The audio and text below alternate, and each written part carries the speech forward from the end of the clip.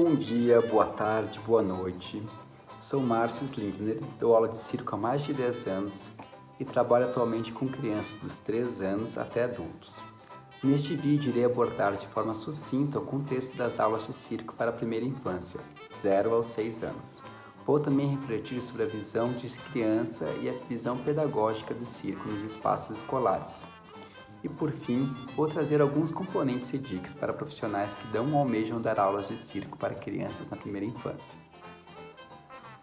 Estamos vendo nesta última década um crescente interesse em aulas de circo e cada vez mais escolas estão em busca dessa atividade extracurricular.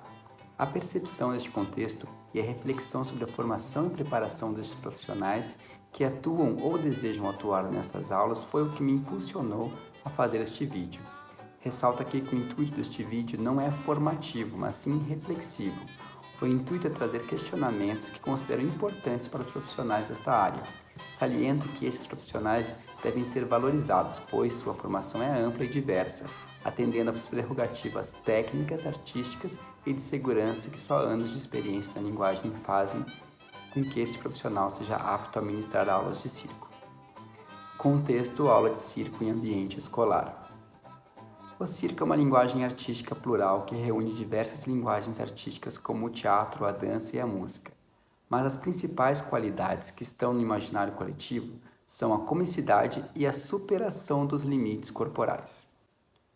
O crescente interesse das escolas nessa linguagem se dá pelo fato do circo ser uma atividade que tem em seu escopo principal o desenvolvimento motor, através da superação de desafios corporais e a ludicidade. A superação de desafios corporais e a ludicidade são também qualidades naturais das crianças na primeira infância, o que torna o nosso trabalho muito mais fácil.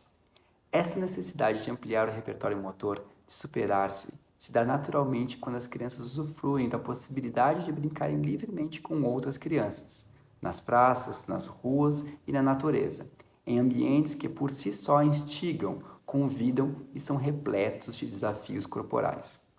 Porém, nas últimas décadas, devido ao processo de crescimento capitalista das grandes cidades, as crianças não têm tido mais esta possibilidade de se autodesenvolverem com liberdade em ambientes ricos de estímulos e desafios. E é neste contexto que entra a importância das aulas de circo nas escolas para a primeira infância. Nada pode substituir o brincar livre e coletivo na natureza, mas uma vez que as crianças não possam vivenciar essa experiência na medida necessária, não tendo essa necessidade atendida, como as aulas de circo podem favorecer esse tipo de experiência? Sobre a primeira infância. O primeiro questionamento sobre este tema. Para você, o que é uma criança? Você já se questionou qual a sua visão e entendimento do que é uma criança? O que é uma criança? Desafio. Dê uma pausa no vídeo, escreva em um papel o que é uma criança. Em uma visão construída no subconsciente de nossa sociedade, a criança é um ser em formação, incompleto, menor que precisa ser educado, completado, domesticado por um adulto, mãe, pai, professora, educador. Já em acordo com educadores, pesquisadores e organizações que trabalham em prol das crianças, e até mesmo em acordo com a nova BNCC, a nova Base Nacional Curricular Comum, encontramos a definição de um novo conceito sobre a criança e a infância. A criança é um ser íntegro e não incompleto, que deve ser sempre considerado em sua plenitude, com todo o respeito que todas as pessoas merecem. Isso parece uma coisa boba ou até mesmo óbvia para alguns, mas na prática, vemos muitos professores e pais terem uma relação impositiva desrespeitosa, muitas vezes desconsiderando a necessidade e o desejo da criança. Sendo assim, uma relação de cima para baixo, não culminando em uma relação de cooperação e de respeito. Na busca de uma relação de aprendizagem, partimos de uma atitude de respeito e consideramos a subjetividade, o desejo e a necessidade daquela pessoa que está diante de nós. Seja ela quem for, tenha ela a idade que for. Mas na prática da aula de circo, o que isso tem a ver?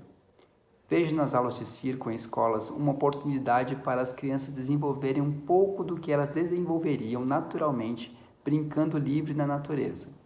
Desta forma, não encontraremos os objetivos da aula somente no aspecto motor, mas também nos aspectos relacional, emocional e cognitivo. Há educadores dessa faixa etária que ainda atuam seguindo os preceitos da educação do século passado, que vai de cima para baixo. Ou seja, educadores que sempre colocam o objetivo antes do processo e o ensinamento antes da aprendizagem. Os sistemas educacionais foram feitos de cima para baixo para a manutenção do poder de determinado grupo sobre os outros. E como isso aconteceu? A partir de certas necessidades de desenvolvimento social, as instituições foram criadas para formar determinados profissionais e depois foram criadas escolas para preparar as pessoas para essas instituições. E assim a escolarização foi sendo imposta para pessoas cada vez mais novas, até chegarmos na idade de alfabetização de hoje, aos 6, 7 anos de idade. Ou seja, a educação foi pensada pela necessidade de cima para baixo. A criação e ampliação do número de pré-escolas e creches é devido ao crescimento capitalista das cidades, expressando um caráter assistencialista, compreendidos como uma forma de assistência social para possibilitar que as mães trabalhem. Esses espaços foram posteriormente vinculados à educação e seguindo também esta lógica de cima para baixo. Mas hoje já avançamos muito e as creches e pré-escolas não são mais espaços cujo grande objetivo é preparar a criança para o próximo nível, e sim um lugar de convivência, de troca, de escuta, de respeito à subjetividade e ao outro, um espaço para cultivar a autonomia e a cidadania. A própria BNCC avançou muito e coloca que na primeira etapa da educação básica, e de acordo com os eixos estruturantes da educação infantil, interações e brincadeira, devem ser assegurados 6 direitos de aprendizagem e desenvolvimento. São eles: conviver, brincar, participar, explorar, expressar e conhecer-se. Vocês devem concordar comigo que esses 6 direitos estão contemplados nas aulas de circo para crianças. Destaco também a definição de primeira infância do núcleo Ciência pela Infância. A primeira infância é uma etapa fundamental na vida do ser humano, para que ele possa realizar seu potencial ao longo de sua existência.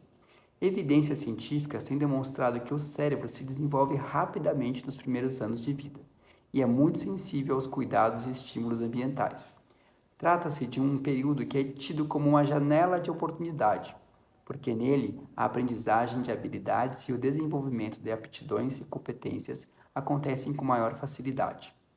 A primeira infância compreende a fase dos 0 aos 6 anos e é um período crucial no qual ocorre o desenvolvimento de estruturas e circuitos cerebrais, bem como a aquisição de capacidades fundamentais que permitirão o aprimoramento de habilidades futuras mais complexas. Crianças com desenvolvimento integral saudável durante os primeiros anos de vida têm maior facilidade de se adaptarem a diferentes ambientes e de adquirirem novos conhecimentos, contribuindo para que posteriormente obtenham um bom desempenho escolar, alcancem realização pessoal, vocacional, econômica e se tornem cidadãos responsáveis. M. Pichler e Elfriede Hengstenberg. Brevemente contextualizados sobre as aulas de circo na primeira infância, convido vocês a conhecerem o trabalho de 2 pedagogas que muito me inspiram para o pensamento sobre educação, sobre pedagogia, pensamento este que toma a liberdade de aproximar das aulas de circo. São elas M. Pichler e Elfriede Hengstenberg.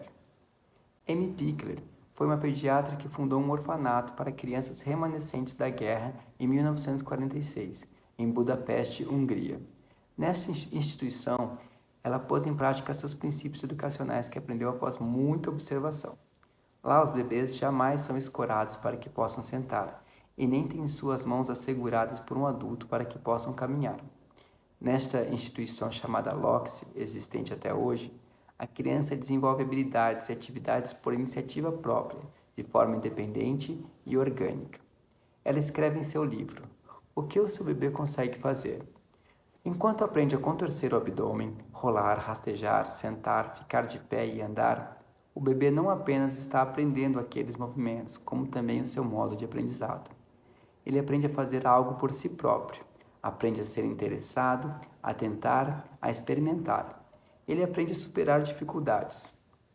Ele passa a conhecer a alegria e a satisfação derivadas desse sucesso, o resultado de sua paciência e persistência. O trabalho de Pickler é focado em crianças recém-nascidas a 3 anos de idade, na primeiríssima infância. Ela tinha uma ideia revolucionária. Os bebês são indivíduos competentes, com seu cronograma próprio e devem ser tratados com respeito. O trabalho de Pickler na primeiríssima infância nos direciona a pensar a educação de forma totalmente diferente da que nos foi dada pelas escolas convencionais. Ao invés de ser de cima para baixo, o foco não está no objetivo, e sim na criança. No respeito à criança como indivíduo pleno e competente. Compreender que o bebê ou a criança é competente dá a ela a possibilidade de ser um participante ativo e dá a ela a oportunidade de resolver seus problemas. O trabalho de Elfriede Hengstenberg vai de encontro com a Amy Pickler, porém ela está focada em crianças mais velhas, a partir dos 4 anos. Elas foram contemporâneas e trabalharam juntas algumas vezes. Elfriede dava aula de ginástica para crianças a fim de melhorar sua postura e condição física. Após algum tempo, ela percebeu que as crianças, ao brincarem livre, desenvolviam além dos aspectos físicos, também os aspectos relacionais e emocionais, e com isso os resultados posturais eram muito mais duradouros. Ao contrário, por exemplo, das sessões de ginástica assistida, que aparentemente melhorava a postura da criança. Mas quando ela voltava para o cotidiano, grande parte desse trabalho se perdia. Elfriede, então, ao invés de aplicar exercícios direcionados, passa a criar estruturas para que as crianças possam brincar e se desenvolver plenamente. De certa maneira, estes mobiliários tentam reproduzir em ambientes internos os desafios dados pela liberdade na natureza. Assim como a Pickler, a Elfriede percebe que o desenvolvimento das habilidades físicas nas crianças se dá de forma natural quando se tem condições apropriadas, liberdade e respeito às próprias iniciativas. Ao observar essas condições, uma série de aspectos e competências relacionais e emocionais também são desenvolvidos. Hoje, nas creches e pré-escolas alemãs, é comum encontrar os mobiliários desenvolvidos a partir do trabalho de Amy Pickler e Elfriede Hengstenberg. Mas muito além do mobiliário e materiais estão os princípios que regem os trabalhos e pensamentos de Pickler e Elfriede. Elas perceberam que o importante era dar à criança o controle da interação, em vez de muita estimulação. Permitir que as crianças se movam de forma livre em sua infância resulta numa notável competência em equilíbrio, coordenação e tomada de riscos calculados.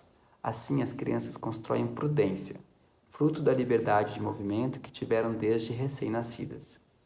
Iniciativa própria é uma expressão-chave utilizada no Instituto Pickler. Muitos educadores dizem buscar a autonomia das crianças, mas não dão espaço, tempo e nem valorizam a iniciativa própria da criança. Ao meu ver, não há desenvolvimento da autonomia sem ter confiança e liberdade. Para a criança querer viver o mundo, é fundamental ter confiança, autoestima e liberdade.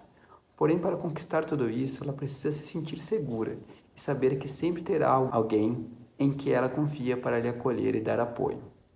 Este apoio é mais emocional do que físico, ou seja, esteja sempre próximo para acolher a frustração quando for solicitado, porém não auxilie demais ou faça por ela os movimentos. Respeite o tempo da criança e incentive que descubra os caminhos para conquistar os seus desejos.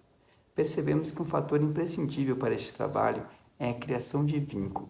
Com respeito, consideração e escuta, criamos uma relação amorosa e de confiança.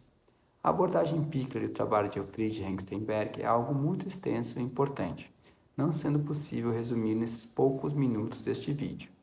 O que quero deixar aqui são alguns questionamentos e curiosidades para que vocês pesquisem mais profundamente o trabalho delas.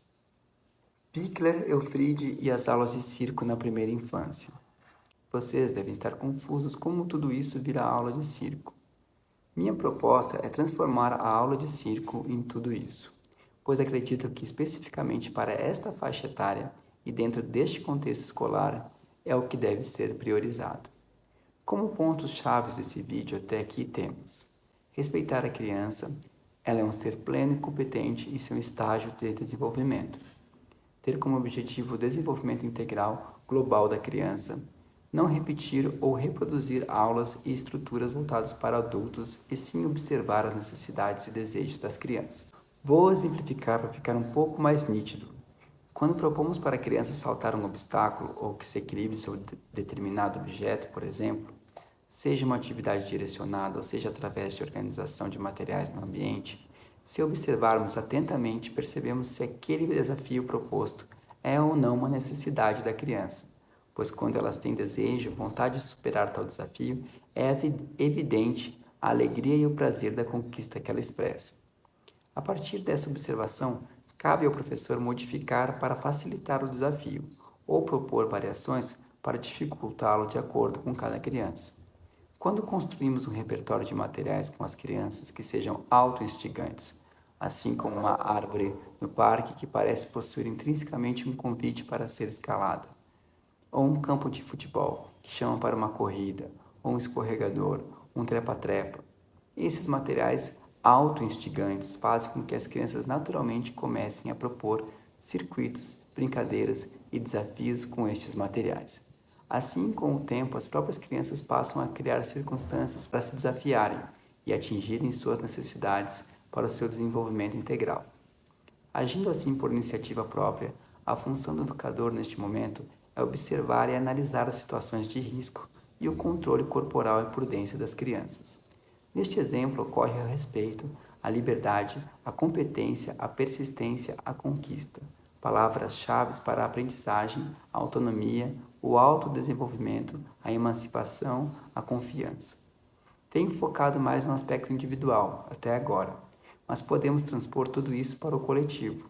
Valorizar essas qualidades para que elas sejam replicadas entre todas as pessoas, sejam alunos ou professores. Para que se tenha essa liberdade, é imprescindível haver vínculo, confiança e respeito entre todas as pessoas envolvidas. Propostas e estratégias pedagógicas. Neste vídeo, vou focar em aulas para crianças de 3 ou 6 anos. As principais habilidades a serem desenvolvidas dentro do contexto das modalidades das artes circenses são correr, saltar, pular, rolar, girar, suspender o corpo pelas mãos e braços, equilibrar-se, manipular, equilibrar e lançar objetos. Como estratégia, aconselho que as aulas sempre possuam brincadeiras que sejam já do repertório das crianças e podemos fazer modificações e adaptações para desenvolver as habilidades pretendidas das aulas de circo. Outra estratégia é a de fazer circuitos com colchões, bancos, cadeiras, sarrafos de madeira, aros, cordas, enfim, tudo que tiver à disposição. Brinque livre no circuito, coloque os materiais, desafios e variações aos poucos.